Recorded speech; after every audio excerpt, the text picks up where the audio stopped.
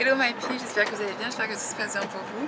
Donc aujourd'hui découvrons ensemble la dernière signification, enfin le dernier placement du point karmique Ketu dans le signe de Poisson. Donc déjà en fait Ketu, on sait que c'est vraiment les qualités, c'est vraiment ces choses que vous avez masterisées en fait dans une vie passée. Et Ketu, c'est vraiment tout ce qui est introspection, c'est vraiment tout ce qui est immatériel, c'est vraiment tout ce qui est toutes les choses qu'on ne peut pas voir, toutes les choses qu'on ne peut pas toucher, c'est vraiment du Ketu.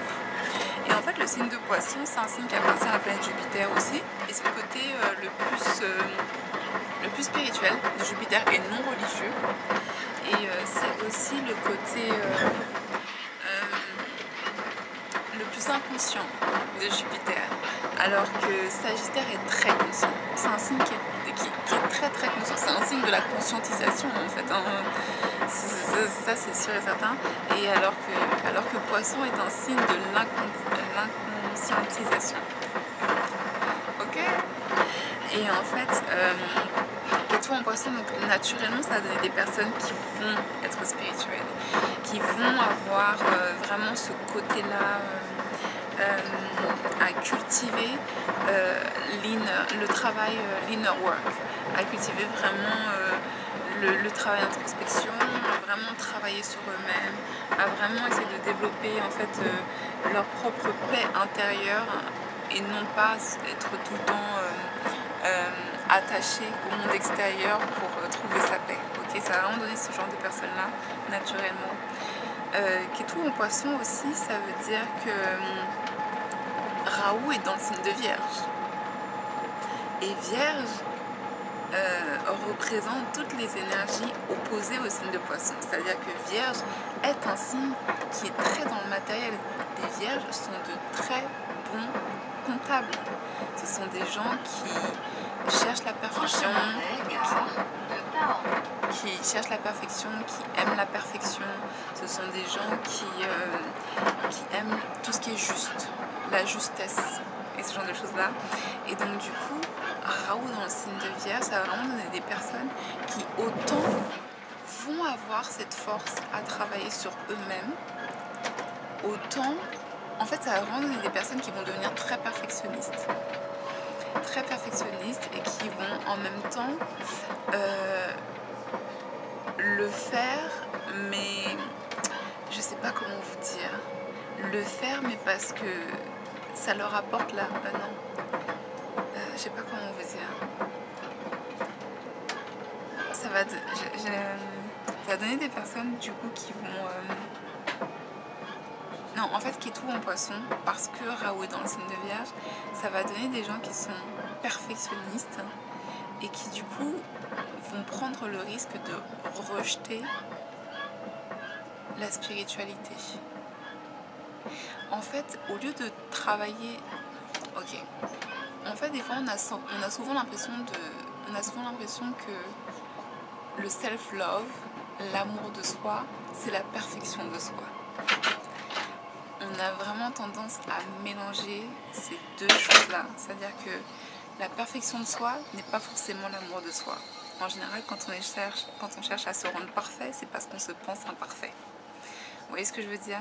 Et en fait, c'est ça que ça va donner. Ça va vraiment donner des personnes qui vont vous dire oh, « je veux être parfaite », mais en fait, dans cette quête de perfection qu'il y a dans le signe de Vierge, en fait, vous pouvez ressentir le fait de vouloir s'éviter et donc d'être autre chose que ce que l'on est naturellement. Vous voyez ce que je veux dire? C'est-à-dire que vraiment, Ketu dans le signe de Poisson, ça va donner des personnes qui vont rejeter tout ce qui est spirituel. Ça va donner des personnes qui vont du coup ne pas travailler leur imagination. Ça va vraiment donner des personnes qui vont être tellement attrapées dans tout ce qui est matériel, tout ce qui est perfection, tout ce qui est justesse, tout ce qui est au détail près, qu'ils ne vont pas s'attacher à la plus grande, at the bigger picture. They won't look at it. They will look at the little deeper things that you can see, but ils vont pas prendre du recul pour s'attacher aux choses qui sont vraiment les plus nécessaires ou les plus importantes en ce qui les concerne. Donc ça peut donner des gens, vous voyez, qui vont... je vous l'ai déjà dit plusieurs fois, en fait, Vierge, c'est vraiment un signe qui aime la chirurgie esthétique. La très grande majorité des personnes qui font la chirurgie esthétique ont des signes de Vierge, comme les personnes qui mangent des régimes alimentaires très particuliers, comme tout ce qui est vegan et ce genre de choses-là. Ce sont vraiment des influences de Vierge. Il y a ce côté-là de propreté ou de perfection ou d'avoir quelque chose de sain. Vous voyez ce que je veux dire? Et en fait, ça va vraiment donner des personnes qui du coup vont tellement être sur cet aspect-là matériel qui est vu et qui est parfait, parce que quelque chose qui est parfait, c'est quelque chose que l'on voit. Je peux pas dire aujourd'hui je suis d'une humeur parfaite, ça ne veut rien dire, parce que l'humeur c'est pas quelque chose que l'on voit, donc on peut pas dire ah oui en effet à 3 mm près t'aurais été peut-être triste. Vous voyez ce que je veux dire? Ça n'a aucun sens. C'est pour ça que du coup ça va donner des personnes qui vont être extrêmement dans le superficiel, enfin extrêmement, qui ont peut-être des tendances à être dans le superficiel et qui vont moins s'attacher à tout ce qui est plus spirituel, ok, à tout ce qui est méditation, intuition ou ce genre de choses là. Et en fait si Jupiter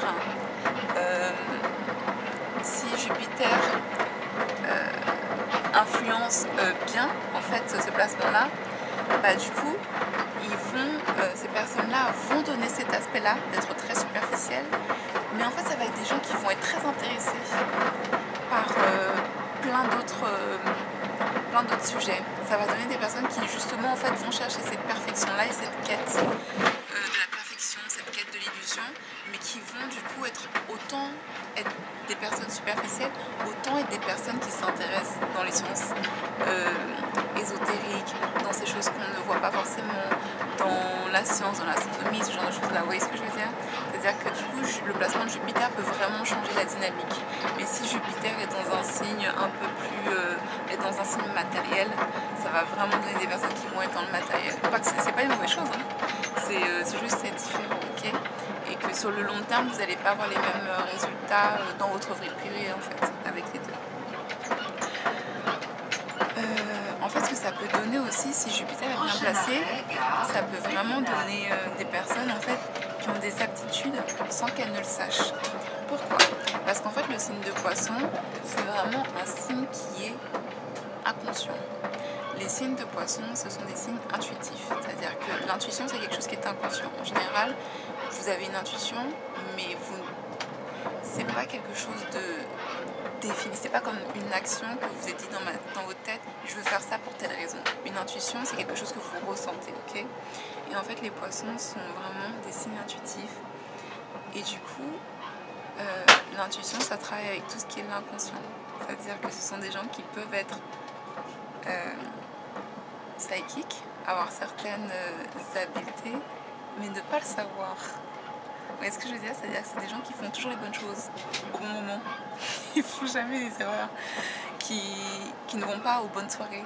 C'est-à-dire qu'ils disent ah j'ai pas envie d'aller dans cette soirée-là, puis vous apprenez le lendemain ah c'était super nul, il s'est passé ça, il y a eu tel problème, machin, patati patata. Ça va toujours être des gens qui vont. C'est pour ça que je dis toujours aux gens qui sont poissons ou qui ont des influences en poisson, suivez vos intuitions.